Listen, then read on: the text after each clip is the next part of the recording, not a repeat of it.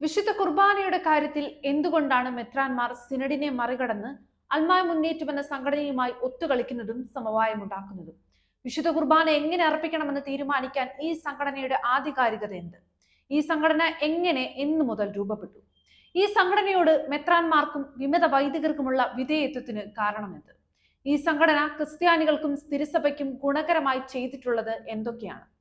ന്യൂനപക്ഷ അവകാശത്തിൽ ക്രിസ്ത്യാനികൾ തഴയപ്പെട്ടപ്പോഴും രാഷ്ട്രീയപരമായും സാമൂഹികപരമായും ക്രിസ്ത്യാനികൾ പ്രതിസന്ധികളും പ്രശ്നങ്ങളും നേരിട്ടപ്പോഴും പെൺകുട്ടികൾ ജിഹാദി കെണികളിൽ പെട്ടപ്പോഴും ഈ സംഘടന അതിൽ ഇടപെട്ട് ക്രിസ്ത്യാനികൾക്ക് വേണ്ടി എന്തെങ്കിലും ചെയ്തിട്ടുണ്ടോ?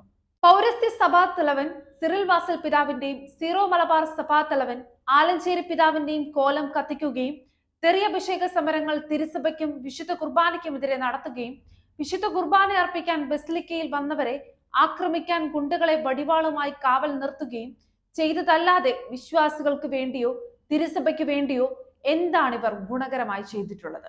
വിശുദ്ധ കുർബാനയുമായോ തിരുവചനവുമായോ ഈശോയുടെ തിരുരക്തമായോ ഈ സംഘടനയ്ക്ക് എന്തെങ്കിലും ബന്ധമുണ്ടോ?